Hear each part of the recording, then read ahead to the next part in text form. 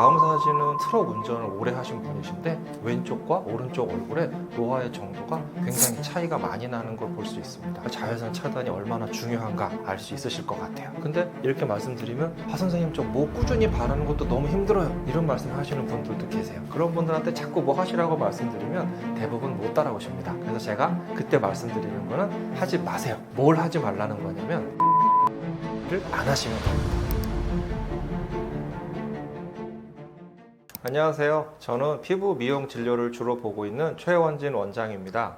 범계역의 라마르 프리미어 의원 대표 원장이고요. 유튜브에서는 닥터 원진초이로 활동하고 있습니다. 오늘 제가 여러분이 궁금하신 내용을 조금 더 쉽고 편하게 말씀드려 보도록 하겠습니다.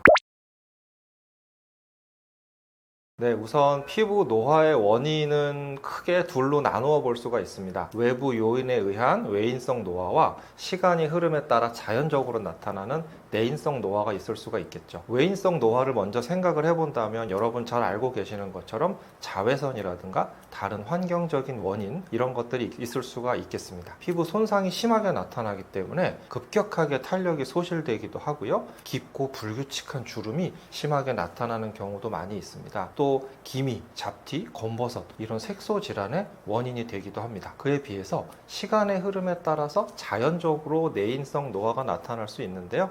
이것은 시간이 가장 중요한 포인트가 되지만 유전적인 영향을 조금 많이 받는 분들도 있으세요. 대부분의 경우에 아주 작은 미세한 주름이 나타나고 색소가 악화되지는 않습니다. 곱게 나이 드신 할머님 얼굴을 생각을 해보시면 좋을 것 같아요. 탄력이 서서히 떨어지는 거죠. 그렇다면 우리가 이것을 예방하기 위해서 홈케어를 해야 되는데 가장 중요한 거, 저는 자외선 차단이라고 생각을 합니다. 자료 화면으로 아마 나갈 텐데요. 이 사진을 보시면 이 할머님은 한 40년 동안 자외선 차단제를 얼굴에 잘 바르셨거든요. 근데 목에는 안 바르신 거예요. 보시면 얼굴하고 목에 굉장히 차이가 나는 걸 보실 수가 있습니다. 또 다음 사진은 워낙 인터넷에 유명한 사진이라 한 번쯤 보셨을 수도 있는데 트럭 운전을 오래 하신 분이신데 왼쪽과 오른쪽 얼굴에 노화의 정도가 굉장히 차이가 많이 나는 걸 볼 수 있습니다. 또 다음 사진은 쌍둥이 할머님이신데요. 한 분은 자외선 차단을 열심히 하셨고 한 분은 잘 안 하셨어요. 그분들, 이 두 분의 사진을 비교를 해보시면 굉장히 우리가 자외선 차단이 얼마나 중요한가 알 수 있으실 것 같아요. 그래서 사실은 외인성 노화에서는 이 자외선이 한 80에서 90% 정도 그 이상을 차지한다는 연구 결과도 있을 정도로 자외선 차단이 가장 중요합니다. 그 외에도 흡연이라든가 식습관, 불규칙한 수면도 어느 정도는 영향을 줄 수 있다고 합니다. 그럼 이제 어떻게 효과적으로 자외선 차단을 해야 되느냐? 그렇다면 그 전에 먼저 자외선의 종류부터 좀 저는 나눠봤으면 좋겠습니다. 자외선은 파장에 따라서 UVA, UVB, UVC로 나누어지는데요. 파장이 가장 짧은 UVC는 오존층에서 흡수가 되기 때문에 실제 우리가 지표면에서 만나지진 않습니다. 그러니까 크게 신경 쓰실 필요는 없고 수술실이라든가 아니면 살균 소독기, 이런 특수한 상황에서만 사용을 하고 있습니다. 파장이 가장 긴 UVA가 피부 깊숙이 침투를 합니다. 그래서 진피층의 노화, 또 색소 문제, 이런 것들을 일으키게 되죠. 그러니까 광노화나 기미, 주름, 이런 것들을 일으키게 됩니다. 그리고 UVB는 에너지가 가장 강합니다. 그래서 햇볕 같은 거 많이 쬐을 때 빨갛게 익고 붉어지고 화상 입고 이런 분들 계시죠. 이것이 UVB에 의한 것입니다. 후에는 일광 화상, 아주 피부암, 광선 각화증, 이런 것들을 일으킬 수가 있습니다. 다행스럽게도 UVB는 유리창을 통과하지 못하기 때문에 실내에서는 UVB에 대해서 크게 신경 쓰실 필요는 없습니다. 그렇다면 이 자외선 차단을 어떻게 하는가를 표시해주는 방법이 있을 텐데요. UVA에 대해서는 PA라는 지수를 사용을 하게 되고 UVB에 대해서는 SPF 지수라는 것을 사용하게 됩니다. 제가 사용하고 있는 메디베이 선블럭 제품을 가지고 와봤는데요. 모든 자외선 차단제에는 다 포장에 표시가 되어 있습니다. SPF 50, PA 3+, 이런 식으로 표시가 되어 있는데요. PA 지수에 같은 경우에는 플러스로 표시를 합니다. 플러스가 많아질수록 2+, 3+, 4+ 많아질수록 자외선 차단 지수가 높아지는 거고요. 그 다음에 SPF 지수에 있어서는 숫자가 15, 30, 50, 100 이렇게 표시가 되어 있는데 숫자가 커질수록 자외선 차단의 효과가 커지는 것입니다. 그래서 보통의 우리가 일상적인 출퇴근이나 카페, 마트를 가신다든가 도시 생활을 할 때는 SPF 15에서 30, PA는 2+ 정도 이상의 제품이라면 충분하다고 봅니다. 이런 제품들은 가볍고 산뜻한 제형이 많아서 바르기도 좋거든요. 그런데 골프를 치러 나가서 5시간, 6시간 밖에 계시고 등산하시고 바닷가에 가서 낚시도 하시고 해변에서 물놀이도 하신다면 이런 야외 활동에 있어서는 반드시 SPF 50 이상 그리고 PA는 3+ 이상의 제품을 사용을 하는 것이 좋고요. 가급적 워터프루프 제품을 사용하시는 것이 좋을 것 같아요. 왜냐하면 땀이나 물에 씻겨 나갈 수가 있기 때문입니다. 이 자외선 차단제는 바르면 즉시 효과가 있는 게 아니기 때문에 한 외출 2-30분 전에는 발라서 흡수시킬 수 있는 시간을 줘야 됩니다. 그리고 땀, 피지, 그리고 이런 마찰로 인해서 지워질 수가 있기 때문에 보통은 한 2-3시간 정도마다 다시 덧발라주시면 좋습니다. 잘 안 발라지는 부분이 귀라든가 아까 할머님 사진에서 보신 것처럼 목, 콧망울, 또 놓치기 쉬운 부분이 손등 이런 부분입니다. 그리고 눈가도 조금 이렇게 꼼꼼하게 발라주시면 좋고요. 이 자외선 차단제는 저는 설명드릴 때 이런 얘기 많이 드리는데 헤드 기어, 권투 선수들이 쓰는 헤드 기어를 쓰고 펀치를 맞는다 이렇게 저는 설명을 드립니다. 펀치를 맞으면 사실 죽지는 않겠지만 굉장히 아프겠죠. 그래서 펀치가 오면 피해야 되겠죠. 이 피하는 거 물리적인 차단도 굉장히 중요한데요. 선글라스를 쓰신다든가 모자라든가 또는 다른 여러 가지 양산이라든가 이런 식으로 직접 물리적으로 햇빛을 막아주는 것도 굉장히 중요합니다. 또 요즘에는 이 기미 패치를 사용하시는 분들이 많이 계신데 저는 개인적으로 접촉성 피부염 등을 일으킬 수가 있기 때문에 적극적으로 권장하고 있지는 않습니다. 그러니까 제가 지금 말씀드린 이 자외선 차단만 잘 해주셔도 외인성 노화, 거의 피부 노화의 상당 부분을 차지하고 있는 거거든요. 이것의 80% 이상은 충분히 줄일 수 있다라고 제가 말씀드릴 수가 있겠습니다.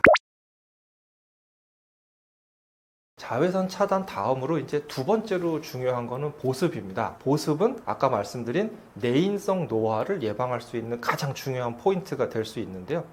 피부가 건조해지지 않게 된다. 이런 것은 피부 건강 또 노화 예방을 위해서 아주 필수적인 것이라고 말씀을 드릴 수가 있습니다. 여러분 이미 건조해 보셔서 아시겠지만 피부가 건조해지면 어떻게 되나요? 뻣뻣하고 당기는 느낌이 들죠? 주로 피부가 얇은 입 주변이나 눈가에서도 나타나게 됩니다. 수분이 부족하게 되면 우리 피부 안에서 각질이 자꾸 빨리 탈락하게 됩니다. 그러면 각질이 우리가 눈에 보이게도 허옇게 일어나게 되죠. 그리고 만져봤을 때 피부 결도 거칠고 푸석하고 뭔가 울퉁불퉁하고 매끄럽지 않은 형태가 됩니다. 그래서 피부 보호막이 감소가 되는 거고 이 보호막이 감소가 된다는 거는 외부 자극에 쉽게 노출이 되는 겁니다. 그러면 당연히 가려움증도 나타날 수 있고 잔주름도 증가되고 심한 경우에는 얼굴이 붉어지는 홍조, 화끈거림 이런 것들도 나타날 수가 있습니다. 그럼 이제 어떻게 보습을 해야 되느냐 이게 되게 중요하겠죠. 이 보습 방법에 대해서 말씀을 드려볼 텐데요. 히알루론산이나 세라마이드, 판테놀, 글리세린 이런 것들 보습 성분이 풍부하게 들어있는 제품들을 사용하시면 됩니다. 이렇게 사용을 해주심으로써 피부 장벽이 강화가 되고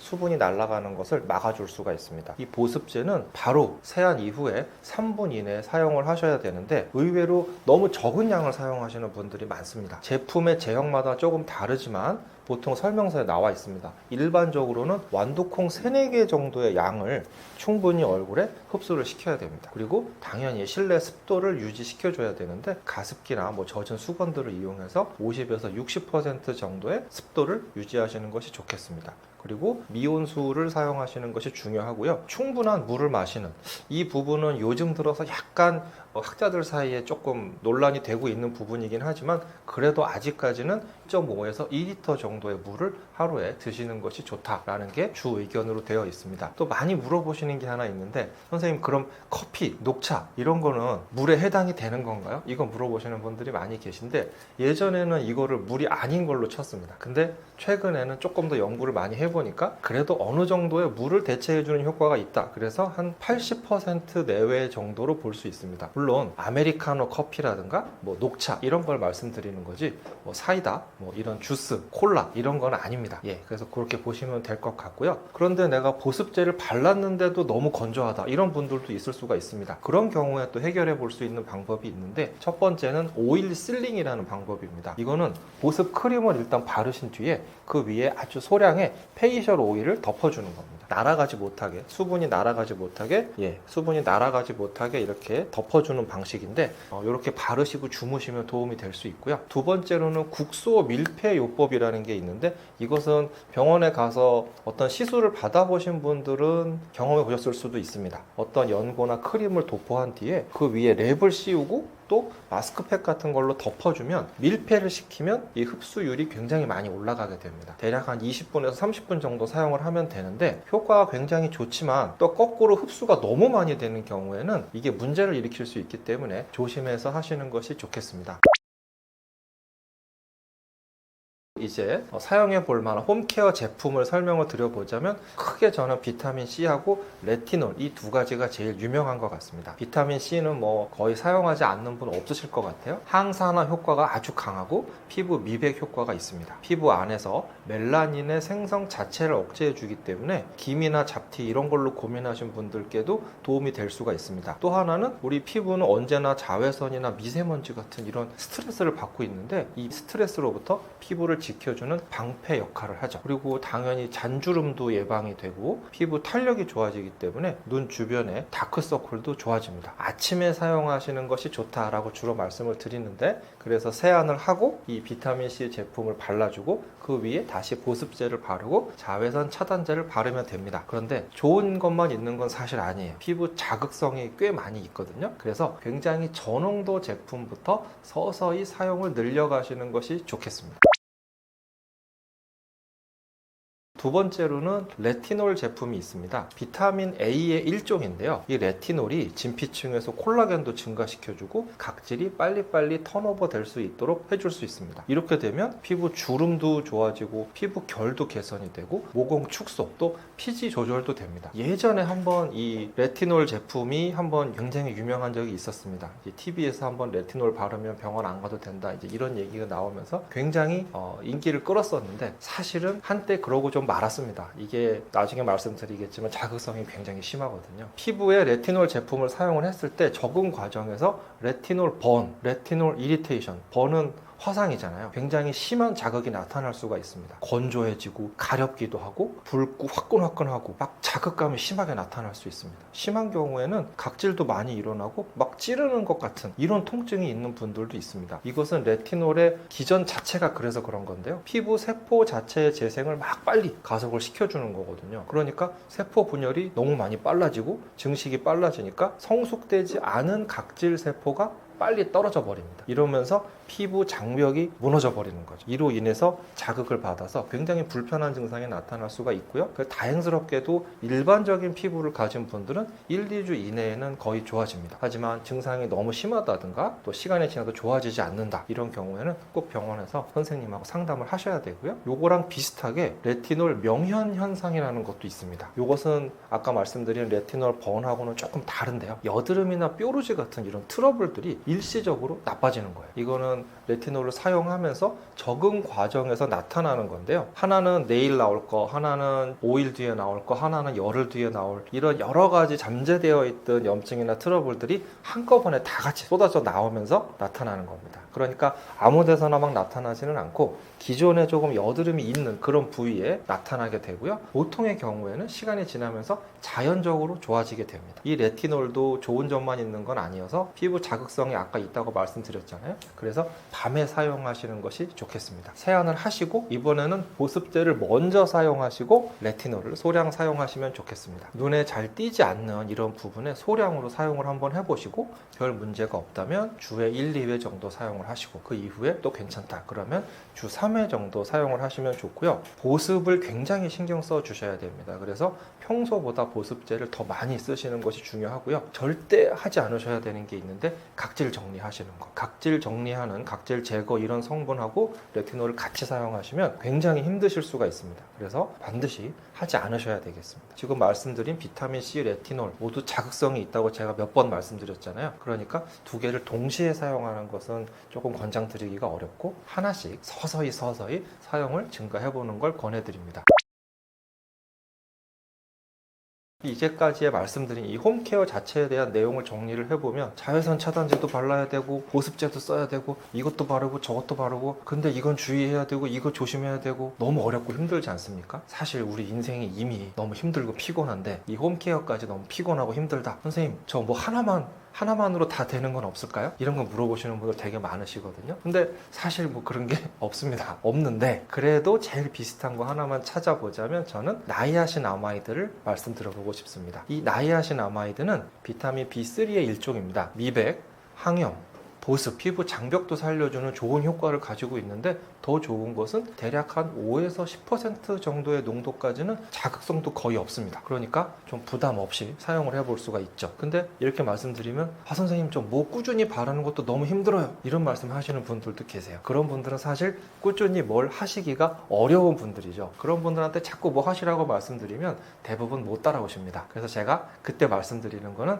하지 마세요. 뭘 하지 말라는 거냐면 각질 정리를 안 하시면 됩니다. 이 각질 정리 하나만 안 해도 사실 50점 먹고 들어가는 겁니다. 이 각질이라는 게 사실 우리 피부를 보호해주는 피부 장벽의 하나고 굉장히 중요한 거거든요. 우리 집의 지붕 같은 겁니다. 수분이 증발되는 것도 막아주고 외부에서 나쁜 물질이 들어오는 것도 막아주는 거죠. 그리고 사실 시간이 지나면 알아서 자연스럽게 조용조용히 제거가 되고 있습니다. 각질을 막 제거해버리면 당장은 뭔가 뽀득뽀득하고 기분이 좋은데 나를 보호해주는 피부 보호막을 내 스스로 제거를 해버린 겁니다. 그러니까 당연히 피부가 자극되고 건조감이 오고 노화도 많이 발생을 하고 트러블도 생길 수가 있습니다. 이 각질 제거는 사실 여드름 피부 심한 10대 이런 정도의 분들에게만 이 각질 정리는 사실 개기름이 엄청 넘치는 이런 10대 분들한테만 도움이 될 수 있을까 없을까? 요 정도입니다. 그러니까 제가 듣기로 주 시청 연령이 한 40대 정도 되신다고 들었어요. 이런 40대 정도의 피부를 가지신 분들은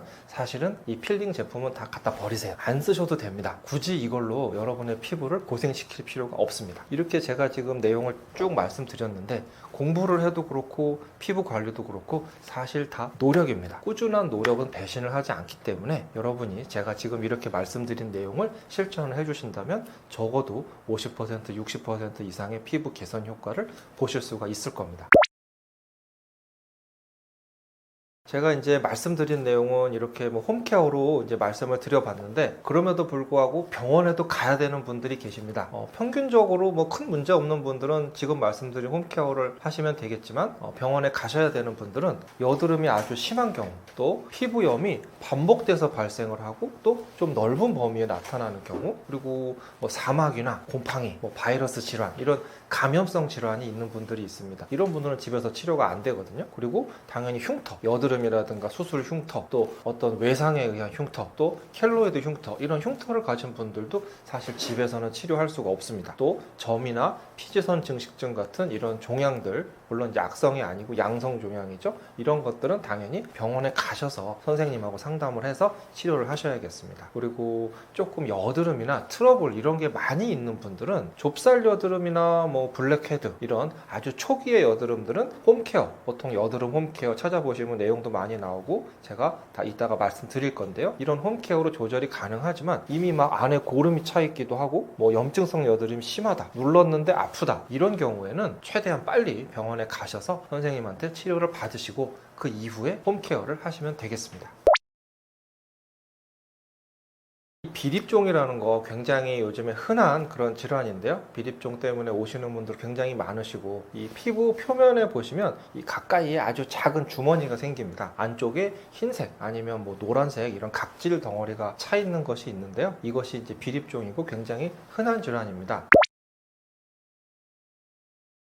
그런데 선생님 저 비립종이 있습니다. 치료해 주세요 이러고 오셨는데 실제로 아닌 경우가 되게 많아요. 이 크게 한 3가지 정도가 있는데요. 좁쌀 여드름, 그리고 편평 사마귀, 그리고 한관종 정도가 있습니다. 이 좁쌀 여드름은 말 그대로 여드름입니다. 아주 작은 흰색의 이런 피지가 들어있는 것들인데요. 살짝 돌기 형태로 튀어나와 있습니다. 안에 짜보면 피지가 나오고요. 그리고 이것은 방치했을 경우에 염증으로도 생길 수가 있죠. 아무데나 막 생기진 않고 보통 여드름이 잘 생기는 여드름 패턴을 따라서 나타난다는 특징이 있습니다. 이건 생각보다 굉장히 잘 짜져가지고 압출을 해보면 기름이 쏙 하고 나옵니다. 그리고 만져봤을 때 약간 아픈 경우도 있고 붉은증, 즉 홍반이 있을 수도 있습니다. 그리고 이제 감염성 질환인 편평사마귀도 있는데요. 이건 말 그대로 바이러스 감염에 의한 질환입니다. 모양 자체가 좀 평평하고 살짝 올라와 있는 형태가 많은데요. 한 개만 단독으로 있는 경우도 있지만 이렇게 모여 있는 경우도 많이 있습니다. 이것은 감염성 질환이니까 당연히 전염이 될 가능성도 있고요. 주로 얼굴이나 손등 같은 데 이렇게 모여서 있는 경우가 많습니다. 만져보면 살짝 거친 느낌이 있거든요. 근데 이걸 막 긁다 보면 이 손을 타고 점점 더 퍼지기도 합니다. 그 다음에 한관종이 있어요. 한관종은 땀 한자를 씁니다. 그러니까 땀샘이 늘어난, 땀샘이 증식되어서 생기는 양성 종양인데요. 비립종보다 조금 더 깊은 곳에 나타나고요. 만져보면 약간 말랑말랑한 느낌이 있습니다. 아주 작은 살색 같은 그런, 어떤 경우에 약간 반투명한 이런 병변인데요. 여러 개가 모여 있는 경우가 많고 주로 중장년층, 여성층에 조금 더 많은 걸로 되어 있고 눈가에 잘 나타납니다. 이거는 표면이 아주 매끈매끈하고요. 땀샘하고 관련이 있기 때문에 만져보면 약간 물 같은 경우가 차 있는 경우도 있고 약간 따뜻한 느낌, 열감이 있는 경우도 있습니다. 그리고 땀 분비가 많이 됐을 때 약간 커지는 경향도 있습니다. 그 외에도 또 피지샘 증식증이라는 것도 있는데 이것은 사실은 모양이 완전 다르게 생겼습니다. 자세히 보시면 무슨 이런 화산 폭발하는 것처럼 생겨 있기 때문에 이것은 비립종하고는 좀 쉽게 구분이 되죠. 비립종 자체를 구분하는 방법은 간단합니다. 아주 한 사이즈 굉장히 작아요. 한 1, 2mm 정도밖에 안 되고요. 흰색이나 한 노란색 이런 동그란 병변이 만들어져 있습니다. 아프지도 않고 염증도 없습니다. 주로 얇은 피부, 이런 눈가, 뺨 이런 데 나타나게 되는데 주변 피부하고 아주 명확하게 구분이 됩니다. 그리고 붉어지지도 않고 또 번지는 양상도 급격히 번지지 않습니다. 그래서 이렇게 막 비슷하게 생긴, 아까 말씀드린 이런 다른 질환하고는 달리 압출을 해도 잘 안 나옵니다. 만져보면 되게 딱딱해요.